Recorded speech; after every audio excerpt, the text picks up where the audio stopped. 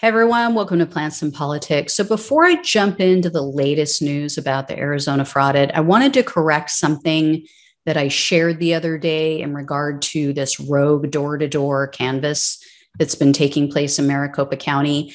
There was a question as to whether a ballot was cast from a vacant lot where there once stood a mobile home park. And an ABC reporter was quoted by the Arizona Central, and then I repeated his quote as saying that forwarding mail is legal, that you can do that. However, after looking into it, Arizona does not allow the forwarding of election ballots. So you can request that a ballot be sent to a temporary address if you've been relocated according to their state election laws, but you can't just forward a ballot. So it is still possible, as I mentioned the other day, that the voter could have been the owner of that land where the mobile home park once was, and maybe his legal mailing address is that property address.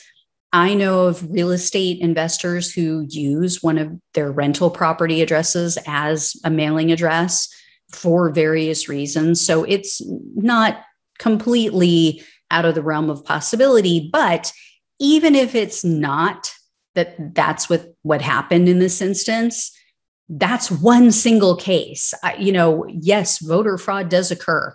No one, not even Democrats, are saying that voter fraud doesn't occur. We're saying it doesn't occur on a grand scale that swung the presidential election when you've got both Democrats and Republicans involved who are both looking at everything and taking issue with irregularities. So that's one single case potentially out of how many million? There were more than 2 million ballots that were cast in that one county. And the other thing I wanted to mention is because I saw a few people stating that, these door-to-door canvassers, who, by the way, might be violating federal law by doing what they're doing, and I hope the DOJ takes legal action against them, but people were saying that when they went door to door, they didn't ask people who they voted for. They claim that, these canvassers were just asking if they voted and how many people in the household voted. Okay, well then riddle me this, conspiracy theory Batman. If that's true, then why are these same canvassers running around putting out these bogus reports saying that the election was rigged, that it was rigged for Biden and that his win needs to be decertified? Some even elected officials saying, I've seen enough. This election needs to be decertified. There was fraud. What if all those so-called uncounted ballots were cast for Biden and they just weren't counted? They were discarded. What if all of those so-called fake ballots that were cast from the wrong address were cast for Trump? Maybe Trump's buddies in Arizona tried to rig the election against Biden. Either they are asking who people voted for, and that's why they're saying it was rigged in Biden's favor, or they're not asking, and maybe it wasn't rigged for Biden. Maybe it was rigged against him. You ever think of that? But then again, the biggest load of BS, and why I did that story the other day, was that these people are peddling the total number that they claim to have unearthed of missing ballots or ghost ballots. They spoke to less than 5,000 people, yet they claim that they know that there are nearly 300,000 ballots that were either cast illegally or not counted. And the person leading this bogus canvass, extravaganza is a real estate agent, not an election expert. To the best of my knowledge, she has zero experience. And the people who do have experience are saying that these canvassers don't know what they're doing, and you cannot expect people to tell you the truth when they just want to get you off their doorstep, that they'll just tell you whatever you want to hear. Hell, if I was in Maricopa County and they came to my door, I'd tell them my entire family. I have a huge Italian family. I'd say hundreds of us voted. We all voted for Trump. none of the ballots were counted. I do it just to screw with them, just to make them look like fools. And then when they push out their ridiculous reports, they would look like the idiots that they are. Anyway, I just wanted to clarify about the forwarding of that ballot, because my goal is to be as factual as humanly possible with the information that I have available. So now on to the good news. As you all know, if you've been following my updates on the Arizona FrAudit, Republican Senate leader Karen Fann has been trying to keep documents secret from the public. She's been fighting in court to try to hide communications between the Senate and cyber ninjas, as well as other third-party vendors who took part in this FrAudit. And even though she was forced to release some of that information, she and others were still hiding contracts and other information, estimated to be around 60,000 documents, and in cyber ninjas' possession, I should say. So this includes communication and contracts between cyber ninjas and their subcontractors, who they brought on to assist in this blue light special scam. So they've been fighting in court for months, and they took it all the way to the Arizona Supreme Court after 2 Superior Court judges and an appeals court said, nope, you got to turn these documents over because they should be public knowledge. They were in part paid for. Their business that they were conducting was in part paid for by public funds.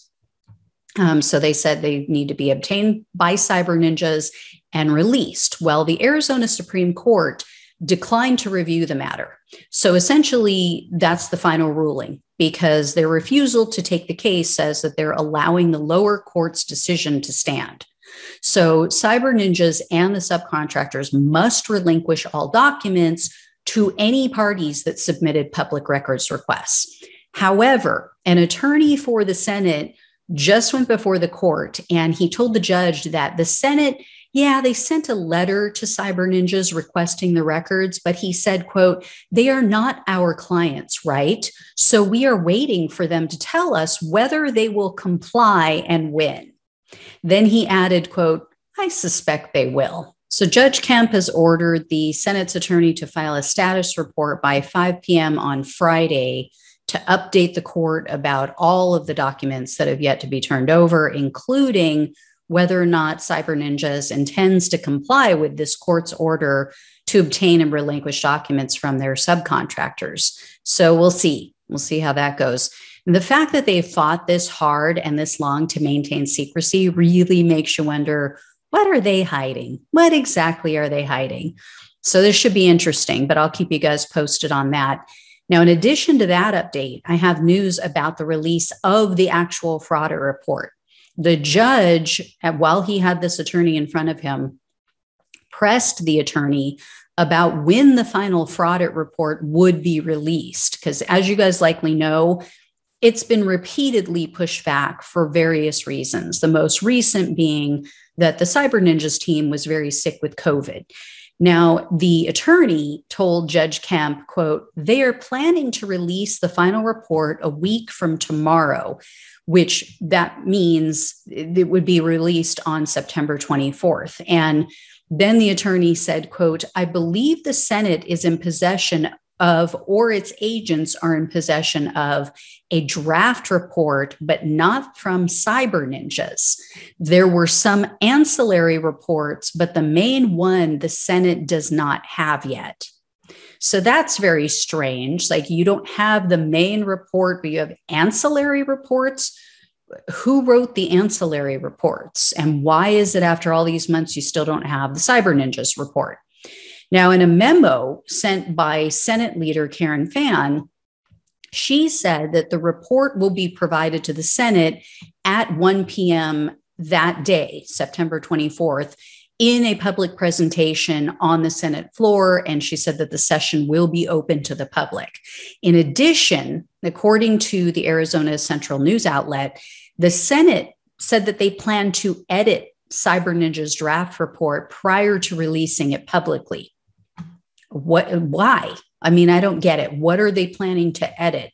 Why wouldn't it be released as is? The other question that remains unanswered is, are they releasing all phases of this FrAudit, or is this only in regard to the cyber ninjas portion of this three-ring circus? Because remember, the Senate ordered the cyber ninjas FrAudit to be completed by cyber ninjas, but that was just a portion of it. And then they also did that sham machine count of all the ballots, which was supposed to be done by the Senate, but then they brought in cyber ninjas people to do that as well. And then they hired a physician to conduct a review of the signatures on the mail-in ballots. And yes, you heard me right. They hired an election-denying conspiracy theorist doctor named Shiva, I believe you pronounce it Ayyadurai. I'm not sure. I may have butchered that. But anyway, he goes by the name of Dr. Shiva. The only reason that we know that they hired a doctor to do the work of an election expert is because his contract was found in the tens of thousands of documents that the Senate finally released after they were ordered by the court to do so. In fact, he did 2 months of work and they're going to pay him $50,000. And in addition to being a doctor, he's also a twice failed candidate for the Massachusetts Senate, which he said afterwards, after losing, that they had deleted 1 million ballot images.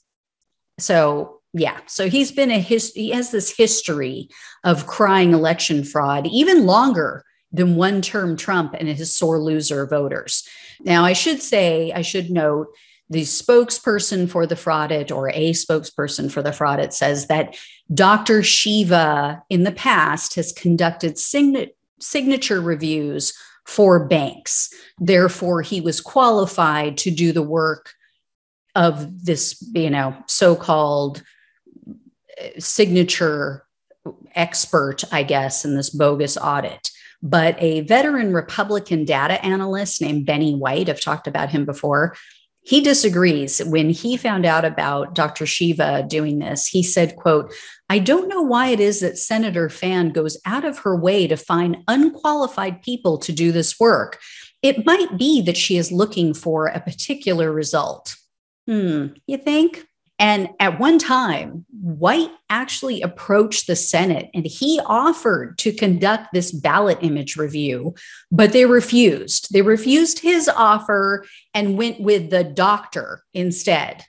And in fact, they declined several offers from other reputable companies. There was one from California that had developed new technology, which they used to audit a Florida election. We all know how Florida is.